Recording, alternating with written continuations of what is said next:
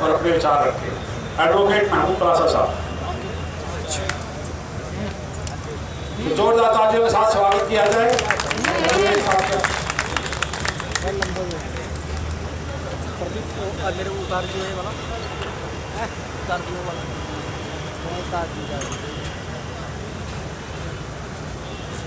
आप सभी अम्बेडकरवादियों को मेरा आज की ये न्याय अधिकार महाकुंभ सभा में बहुत बहुत स्वागत है। जय भीम।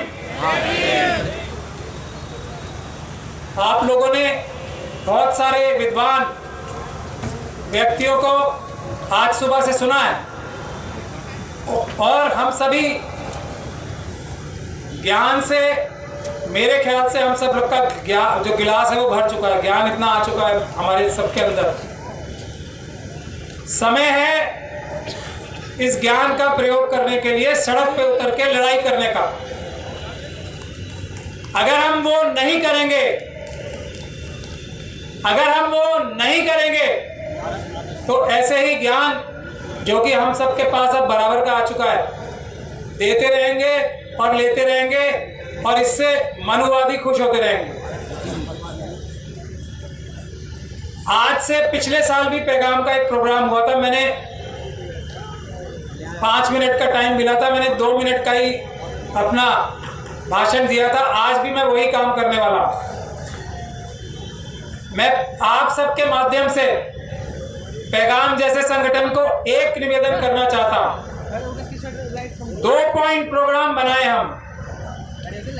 जैसे हजारों साल बायकॉट होता रहा है, वो पे बैक टाइम आ गया है। एक तो वोट देने में कम से कम मनुवादी मानसिकता के किसी भी व्यक्ति को, किसी भी पार्टी से जो मनुवादी मानसिकता की पार्टी से आया है, उसको वोट ना दें। पहला पॉइंट मेरा ये है।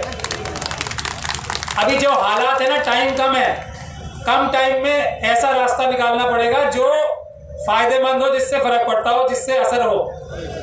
तो एक गुजारिश तो पहली मेरी ये है, आप लोग सब समझदार हैं, हम सब ने एक दूसरे का ज्ञान बराबर बराबर बांट लिया है, सब समझदार हो गए। किसी व्यक्ति के ऊपर, किसी पार्टी के ऊपर मनुवादी मानसिकता का होने का शक भी हो जाए तो ना उसको वोट दें, ना और किसी को देने दें। पहला काम। दूसरा, लिस्ट बनाएं, लिस्ट। बाबा साहब का जो भी सिपाही है वो लिस्ट बनाए कि मैं जेल जाने के लिए कब, कहां और कैसे आऊं।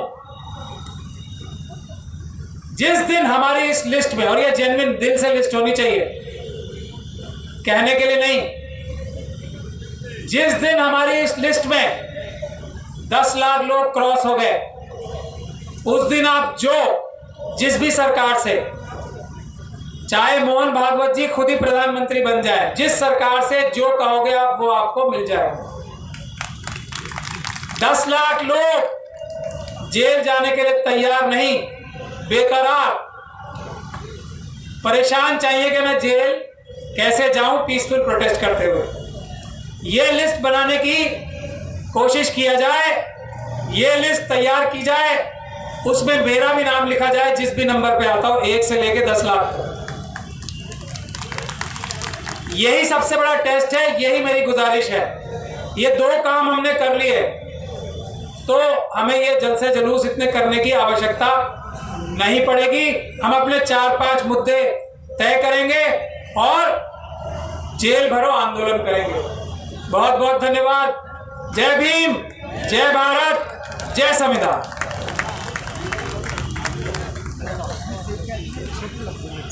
बहुत बहुत धन्यवाद सर, आपने बिल्कुल ही संक्षिप्त समय में अपने विचार रखे, इसके लिए आपको मैं शुक्रिया अदा करना चाहूँगा। अब नेक्स्ट जो मैं बुलाना चाहूँगा, पद्म श्री डॉक्टर जगदीश जी काफ़ी देर से इंतजार कर रहे हैं, हमने उनको उसके लिए आप माफ़ी चाहेंगे। तो जगदीश जी आमंत्रित करूँगा, वो आए अपने विचार रखिए। पहले तो सबों को मेरा प्रणाम। मैं ऐसे तो हार्ट का सर्जन हूँ और भारत सरकार में डायरेक्टर जनरल रहा। अब आप सोचेंगे कि हार्ट सर्जरी छोड़ करके हम राजनीतिक में कैसे आ गए, सामाजिक में कैसे आ गए। ये भी एक लंबी कहानी है और बहुत सी मानसिकता को जब से 2014 से एनडीए की सरकार आई तब से मानसिक को झंझोर के रख दिया। जबकि इसके सरकार में हम 2019 तक डायरेक्टर जनरल रहे और हमने इनकी मानसिकता को देखी। हम लोग जिस बाबा साहब ने संविधान लिखे उस संविधान के साथ ही इन्होंने खिलवाड़ करना शुरू कर दिया। आप ये सोचे, सिर्फ ये सरकार ने नहीं, सभी सरकार, जब बाबा साहब ने संविधान लिखा तो अमेरिका का कोलंबिया यूनिवर्सिटी 3 जून 1952 को बाबा साहब को एलएलबी की डिग्री दी, जबकि हमारे देश को उनको भारत रत्न देने में 1990 में दिया। अब आप सोचिए कि सभी सरकार की मानसिकता क्या होगी। लेकिन 2014 से जो सरकार आई है, खाली कुछ बातें आपको बताना चाहता हूं जो आप जानते भी होंगे और कुछ मैं बताना चाहता हूं। जितने सरकारें बनी 1947 के बाद सभी ने पब्लिक सेक्टर यूनिट को बनाया। 345 पब्लिक सेक्टर यूनिट बने, बड़े बड़े 70 साल में उन्होंने बनाया। लेकिन 214 में जो सरकार आया वो 60 साल में ही 135 सेक्टर यूनिट को बेच दिया है। ये बेचने के करागार पर ले आया। आप किसी भी देश में जाइए, डी इन्वेस्टमेंट विनिवेशन मंत्री नहीं होता, मंत्रालय नहीं होता। इसमें जब एनडीए की सरकार आई, चाहे वो बीजेपी की एनडीए की सरकार वाजपेयी जी के समय में हो या अभी की सरकार हो, उस समय भी 4 जो हमें प्रॉफिट देता था, Balco, Bharat aluminium limited, zinc limited, Indian petroleum corporation, BSNL, ये सारे हमारे प्रॉफिट देते थे। इंडियन पेट्रोलियम केमिकल किसको बेच दिया गया? रिलायंस को बेच दिया गया।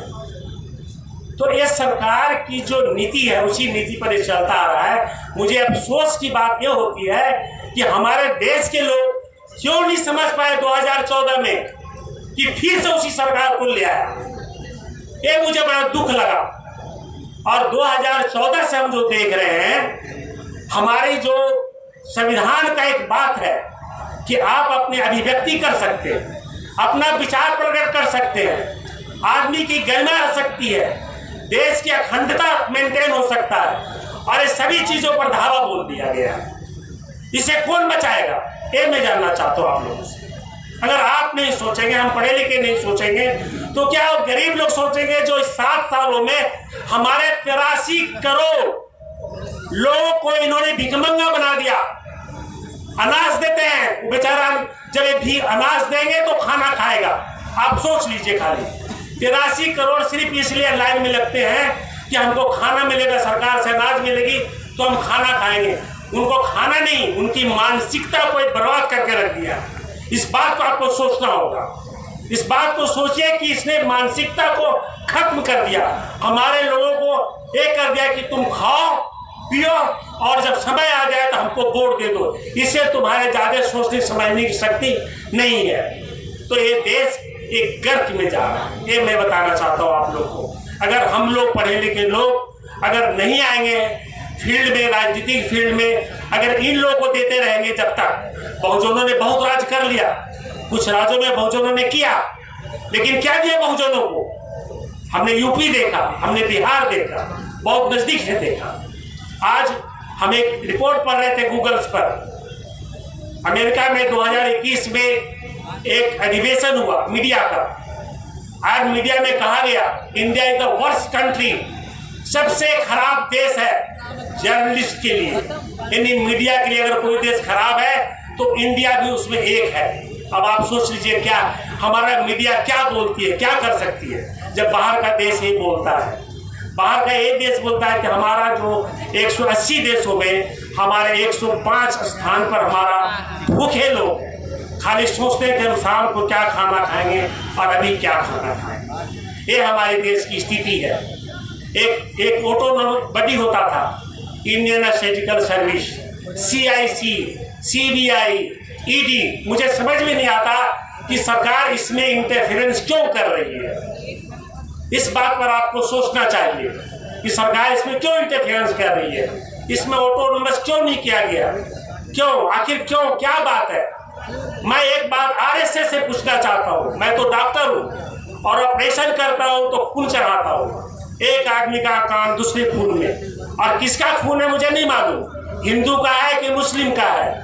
तो मैं RSS लोगों को बता देना चाहता हूँ कि भाई, हिंदू का खून मुस्लिम में चढ़ता है और मुस्लिम का खून हिंदू में चढ़ता है। जब दोनों का खून एक दूसरे में जाकर के बचा सकता है तो तुम हिंदू मुस्लिम क्या करते हो, हिंदू मुस्लिम की भाषा क्या बोलते हो। हमारे हर गांव में मुस्लिम रहता है, क्या मैं हर गांव से मुस्लिम को निकाल दूं? हमारे गांव में मुस्लिम और हिंदू भाई भाई की तरह रहता है। ये क्या तुमने एक जन्म, नया चीज को जन्म दे दिया, एक नया चीज को नफरत का जन्म दे दिया। 7-8 साल में इन्होंने एक नफरत का भावना पैदा कर दिया। देश को तो गरीब बना ही दिया, देश को तो बेच ही रहा है, ऑटोनॉमी को तो खत्म कर रहा है, और एक नफरत का भावना पैदा कर दिया। देश में जो एकता और अखंडता होनी चाहिए उसको भी उन्होंने खतरे में ला दिया। इसलिए मैं चाहता हूँ, समय आ गया, ये समय आ गया आप लोगों को सोचने का। और मैं चाहता हूँ कि आप सभी पढ़े लिखे लोग हैं, आप सोचिए। मैंने बहुत विचार किया। मैं 2021 में यूपी में घूमा। यूपी में इसलिए घूमा कि ताकि मैं बीजेपी को हरा सकूं। हम लोगों से कहीं चूक हो गई, कहीं अखिलेश यादव जी से चूक हो गई, और कहीं प्रशासन से चूक हो गई, और अखिलेश यादव जी की सरकार नहीं बन पाई। हमने बहुत कोशिश किया, क्योंकि हम जानते थे कि BSP, Bahujan Samaj party, BJP से मिल चुकी है और आज ही मिली हुई है। मैं ओपनली बात करता हूँ, वो एक शब्द नहीं बोलेंगे, क्योंकि मैंने बहुजन समाज पार्टी से बात की कि एक बार मायावती से कहवा दो कि 2024 में हमें NDA के सरकार को हराना है तो हम सारे बहुजन उनके साथ हो जाएंगे, लेकिन वो बोलने के लिए तैयार नहीं है। तो हमारे साथ क्या है, हम किसके साथ जाएंगे? एक आदमी है नीतीश कुमार, वो कब पलटी मार गया कुछ समझ में नहीं आता, आज इधर है कल उधर है। तो देश में इस बात को सोचते हुए आपको अच्छा लगे नहीं लगे, मुझे लगता है कि हम पढ़े लिखे लोगों को, ये जितने पुराने नेता हैं इसको हटाइए, सारे नेता, और अच्छे नौजवानों को आना चाहिए पॉलिटिक्स में। पढ़े लिखे नौजवानों को पॉलिटिक्स में आना चाहिए। जब तक आप पढ़े लिखे नौजवान नहीं आएंगे ये पॉलिटिक्स नहीं सुधर सकता। फिर वही लोग रहेंगे जो अपने धन कमाने के लिए, अपना छल प्रपंच करने के लिए, झूठे बोलने के लिए, जुमला बोलने के लिए अपना राजनीति करते रहेंगे। इसलिए समय आ गया भाई बहनों कि हमें अपना पार्टी खुद अपने लोगों को जोड़ना होगा। और यही सोच समझ करके मैंने एक लोकतांत्रिक सामाजिक न्याय पार्टी बनाई है बिहार में मैंने इसको लॉन्च किया है। आपको बताना चाहता हूँ कि ये पार्टी, मेरे बारे में आप लोग बहुत कम जानते होंगे। आज सफदरजंग अस्पताल को पता नहीं कितने लोग देखा होगा। एक डिस्ट्रिक्ट हॉस्पिटल था, सिर्फ एक डिस्ट्रिक्ट हॉस्पिटल आज एक एम्स के बराबर है। सिर्फ एक आदमी के कारण, वो है डॉक्टर जगदीश प्रसाद। अगर एक छोटा सा डायरेक्टर होकर के मैं उसको एम्स के बराबर ला सकता हूँ, तो राजनीतिक में अगर हमारे तरफ बहुत सारे लोग आ जाएंगे तो हम देश को पूरा बदल सकते हैं। ये जो राजनीतिक समता बाबा साहब ने दिया, और 75 साल के बाद भी आर्थिक और सामाजिक समता हम लोगों को नहीं मिल पाई। मैं आपको वचन देता हूँ कि अगर हमारे नौजवान पढ़े लिखे लोग राजनीतिक ज्वाइन कर ले तो हम समझते हैं कि हमें राजनीतिक नहीं, सामाजिक और आर्थिक समता को लाने में भी 5 साल से ज़्यादा नहीं लगेंगे। ये मैं आपको वचन देता हूँ, 5 साल से ज़्यादा नहीं लगेंगे। एक नीति बदल देगी। जिस दिन हमने कह दिया जिसकी जितनी जनसंख्या उसकी उतनी भागीदारी। मुझे नहीं चाहिए रिजर्वेशन, मैं नहीं चाहता रिजर्वेशन, मुझे कोई रिजर्वेशन नहीं चाहिए, मुझे भागीदारी चाहिए। चाहे वो ठेकेदारी हो, चाहे वो मीडिया हो, चाहे वो फैक्ट्री हो, चाहे प्राइवेटाइजेशन हो, और सारे प्राइवेटाइजेशन को नेशनलाइज कर देना चाहिए। अगर सरकार चाहती है कि हम फिर से सरकार में बने रहे तो उन्हें चाहिए अपने नीति को बदले और सारा जितना उन्होंने बेचा है सबको नेशनलाइज करें। जो उन्होंने वादा किया, झूठे वादा, 2 करोड़ नौकरी देंगे, 15 लाख रुपया ला देंगे, नोटबंदी करके उन्होंने कम से कम 5 से 6 करोड़ लोगों को बेरोजगार कर दिया। आप सोचिए, आप लोग कितना जुमलाबाजी है, लोगों को ये धोखा देना, नौकरी दे देंगे भाई। आज हमारा देश में 10 करोड़ नौजवान बेरोजगार है। 10 करोड़ नौजवान सोचते हैं कि मैं कहाँ जाऊँ, क्या करूँ, क्यों नहीं क्राइम बढ़ेगा? बताइए आप, क्यों नहीं क्राइम बढ़ेगा? आज हम लोग, आप लोग सब पढ़े लिखे लोग हैं। मैं चाहता हूँ कि आप लोग सब सोचें, आप सब सोचें कि हम लोग सब एक हैं, हम सब मानव एक हैं, कोई अलग नहीं। आज मैं जगदीश प्रसाद हूँ, कल मैं जगदीश खान हो जाऊंगा तो बदल जाऊंगा क्या? ये मैं पूछना चाहता हूँ RSS वाले से। क्या धर्म की बात करते हो? हमको जो मानना है मानेंगे, जो नहीं मानना नहीं मानेंगे। हो सकता है हम भगवान को नहीं माने, ये तो हमारी मन की बात है। हमारे गुरु नहीं मानते थे, पेरियार साहब नहीं मानते थे, तो क्या वो आदमी नहीं है? अगर पेरियार साहब नहीं मानते तो हम भी नहीं मानेंगे, ये हमारी मन की बात है। तो तुम किसी पर दबाव नहीं डाल सकते। और इस तरह जिस तरह से कानून बनाते हो हमारे देश में, ये आपका नहीं, कानून गलत है, गलत है। अगर आपको कुर्सी पर, अगर मैं डॉक्टर हूँ और मैं डॉक्टर की कुर्सी पर बैठ गया, मैं पूछना चाहता हूँ बड़े बड़े ऑटोनोमस बॉडी से, CBI से, ED से, IB से, वहाँ भी पढ़े लिखे लोग हैं। मैं डॉक्टर हूँ, मैं किसी का हार्ट का ऑपरेशन करूँगा और सपोज मेरा दुश्मन है तो मैं क्या उसका मार दूंगा? बताइए आप, मेरा आत्मा कभी हमको माफ करेगा? आत्मा कहीं मुझे माफ कर सकता है? नहीं कर सकता। तो हम चाहते हैं सब पढ़े लिखे लोगों को कि आप लोग सोचिए, आज हमारा देश को स्वतंत्रता चाहिए, हमारा देश को स्वतंत्रता विभक्ति चाहिए, हमारा विचार बदलना पड़ेगा और हमारे देश में जो भी केंद्र सरकार है उसके नीति को बदलना पड़ेगा, तभी वो बनी रहेगी। नहीं बने रहेगी तो देश में अराजकता फैल जाएगा। इस तरह का तनाव हो रहा है लोगों में। एक आखिर में हम लोग यहाँ क्यों बैठे हैं? अगर सरकार इस तरह की नीति नहीं लाती, जनगणना की बात हो रही है, जनगणना कराइए, इसमें क्या प्रॉब्लम है भाई? जनगणना कराने में क्या दिक्कत है? जब आप जनगणना के आधार पर ही आरक्षण देते हैं, उस पर भी नहीं देते, तो आप भागीदारी कर दीजिए कि भागीदारी होगा। आप मतलब क्या चाहते क्या है? आप खुलकर बात करिए। डिजिटलाइजेशन से किसी देश का डेवलपमेंट नहीं हो सकता। देश का डेवलपमेंट हो सकता है आप अच्छा काम दीजिए। शिक्षा क्लास 1 से लेकर के 12 तक शिक्षा फ्री होनी चाहिए और एक तरह की होनी चाहिए, चाहे वो मजदूर का बेटा हो या DM, SP, कलेक्टर, किसी का बेटा हो। एक मैं चाहता हूँ, तभी ये देश उन्नति कर सकता है। बहुत बहुत धन्यवाद पैगाम को जो मुझे बोलने का मौका दिया। लेकिन मैं आप लोग से फिर से आग्रह करना चाहता हूँ कि मेरे नौजवानों, आप लोग राजनीतिक में पढ़े लिखे लोग आइए, तभी राजनीतिक ठीक हो पाएगा, नहीं तो ठीक नहीं हो पाएगा। बहुत बहुत धन्यवाद सर। तो अगले वक्ता के रूप में जो है माननीय ओम प्रकाश साहू जी हैं, जो प्रदेश अध्यक्ष पिछड़ा वर्ग कल्याण मिशन रायपुर छत्तीसगढ़ से आए हैं। मैं उनको आमंत्रित करता हूँ। बस कम है। ओम प्रकाश साहू जी।